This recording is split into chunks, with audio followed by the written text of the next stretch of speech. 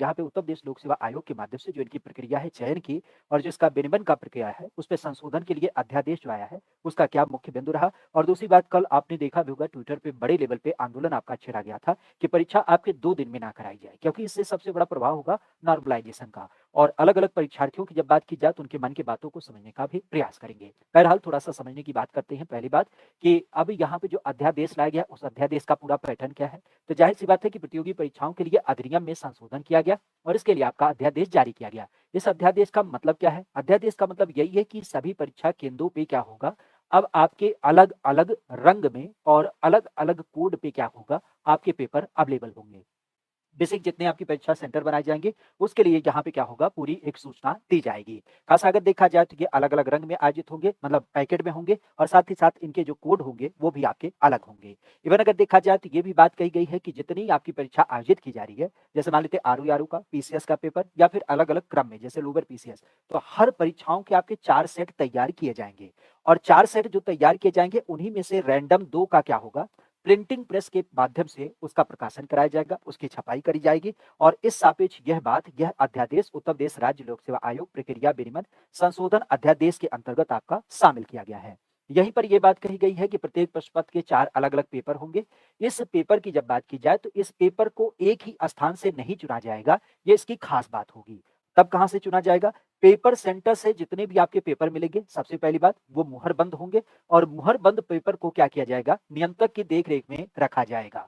ये पूरी तरीके से सील बंद लिफाफा आपका होगा जिसमें आपका पेपर पूरी तरीके से बंद होगा।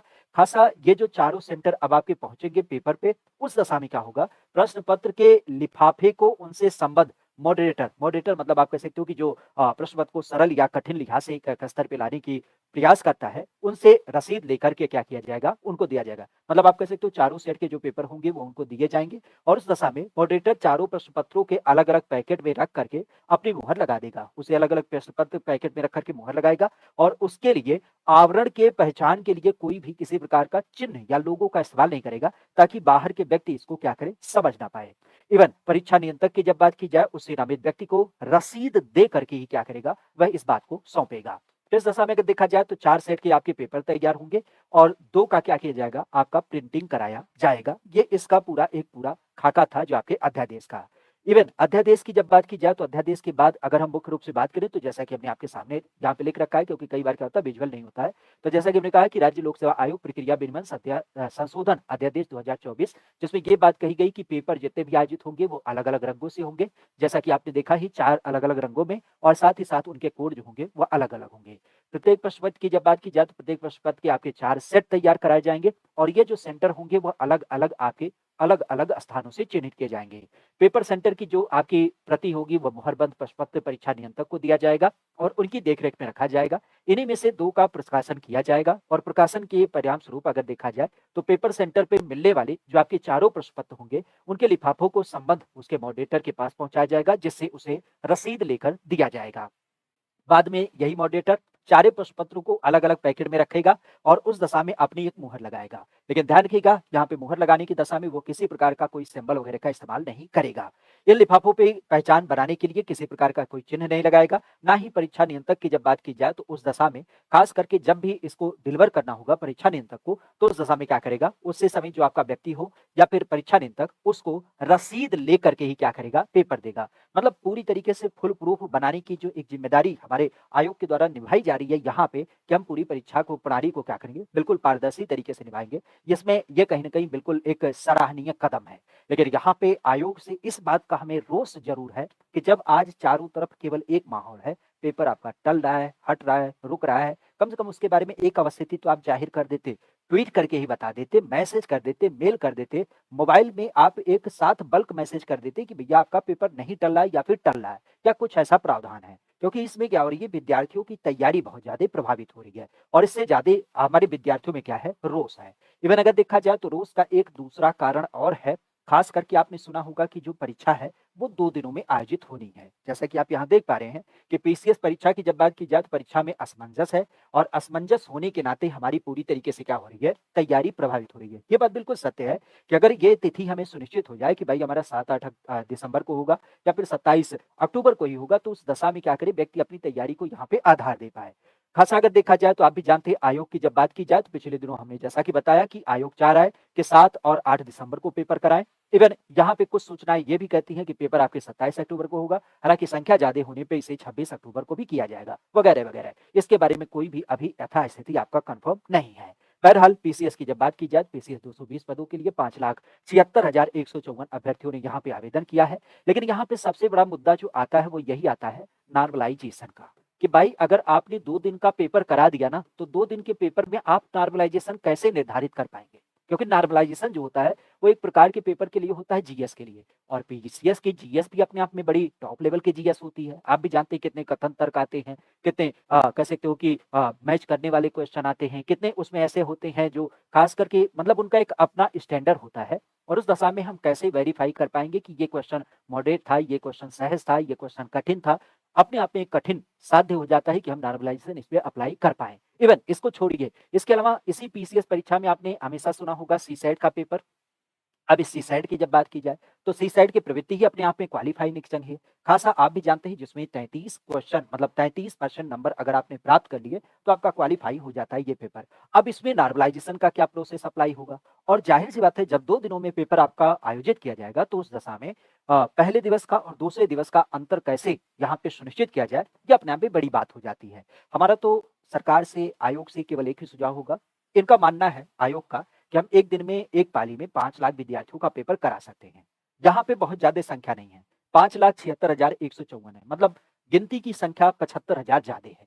और इस 75,000 संख्या को समेटने के लिए हमें लगता है कि टॉप लेवल के ऐसे प्राइवेट संस्थान भी हैं, जिनकी अगर गुणवत्ता की बात की जाए, क्योंकि आपके पास तो सारी डिक्शनरी पड़ी होती है उनकी, तो उसके आधार पे आप देख सकते हैं कहाँ पे सीसीटीवी, कहाँ पे टीचर का कम्युनिकेशन, कहाँ पे एनवायरनमेंट परीक्षा पद्धति को लेकर के कहाँ पे, खास करके हम यूँ ना कहते कहीं लोकल में आप किसी ऐसे प्राइवेट संस्थान का चुनाव करें, लेकिन खास करके जैसे बड़े-बड़े शहर लखनऊ हो गए, आपका कह सकते हो कि प्रयागराज हो गया, गाजियाबाद हो गया, इवन लखनऊ का एक स्कूल है सिटी मॉन्टेसरी स्कूल। बताया जाता है कि उसमें एक साथ 50,000 बच्चे पढ़ते हैं और उसका स्टैंडर्ड तो अपने आप में बहुत टॉप लेवल का है। तो ऐसे विद्यालयों का भी चुनाव किया जा सकता है। इवन हम तो कहते हैं कि चलो सरकारी विद्यालय आपने चुन लिया, उसके दशा में आप दूसरे परिणाम का भी यहाँ पे चुनाव कर सकते हैं। जैसे हमारे यहाँ पे जो महाविद्यालय वगैरह, डिग्री कॉलेज वगैरह होते हैं, उनको भी यहाँ पे आप समाहित कर सकते हैं पेपर कराने के लिए। तो 75,000 की संख्या को समाहित किया जा सकता है और इस पेपर को एक दिन में आयोजित किया जा सकता है। ये हमारा हमेशा से सुझाव होगा और बच्चों के साथ हम पहले दिन से खड़े हैं, तो इस बात पे हमेशा से दृढ़ भी हैं कि ये नॉर्मलाइजेशन का जो मुद्दा है वो बड़ा गंभीर मुद्दा है।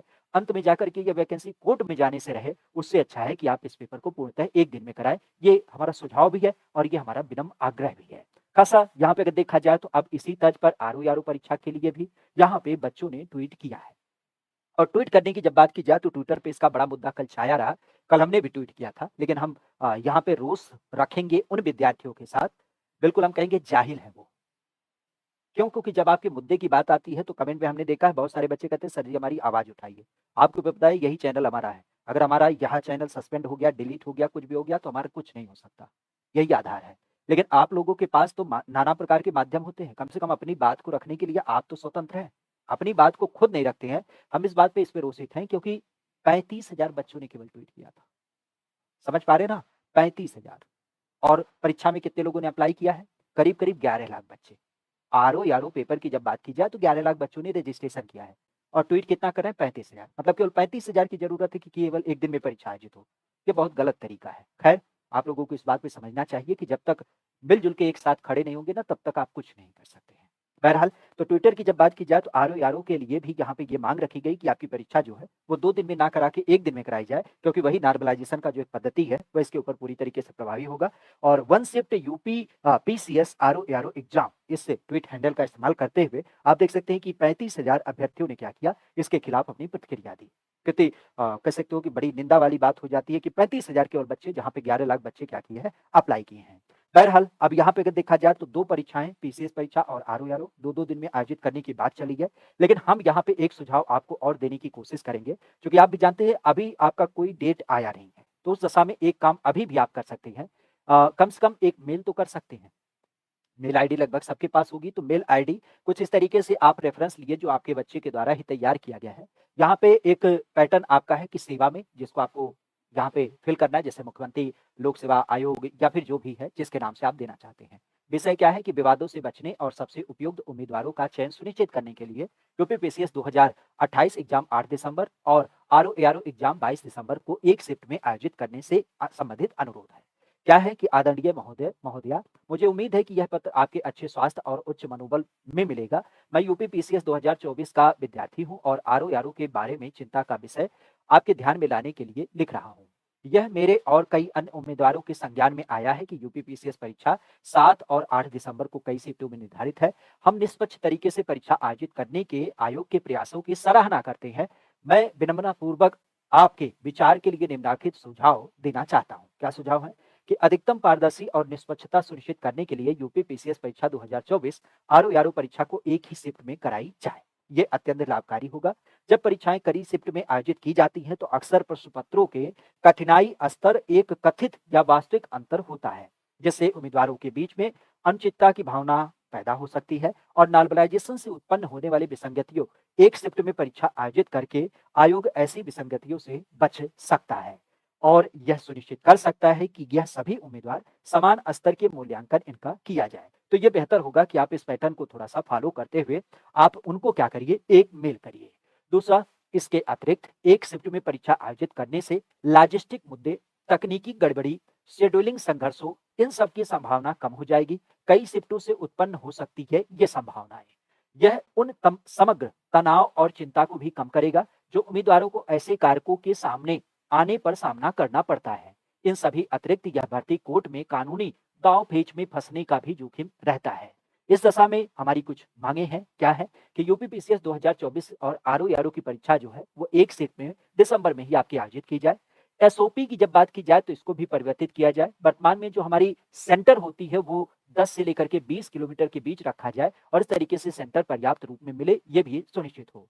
परीक्षा किसी भी हाल में दिसंबर से आगे ना जाए, क्योंकि कई बार आपने सुना होगा कुंभ के बाद इसके करने की बात चली है तो उस दशा में, क्योंकि इससे हमारे समय और भविष्य की पूरी बर्बादी हो जाती है। नॉर्मलाइजेशन मानकीकरण किसी भी हाल में नुकसानदेह है और इस दशा में सामान्य अध्ययन की परीक्षा में, अतः इस दशा में ये भर्ती कोर्ट में ना फंसे, उसके लिए आप पहले से इस बात को सुनिश्चित रखें। मैं आपसे विनम्र अनुरोध करता हूं कि 8 दिसंबर को एक ही शिफ्ट में यूपीपीसीएस परीक्षा 2024 को आयोजित करने के प्रस्ताव पर विचार करें।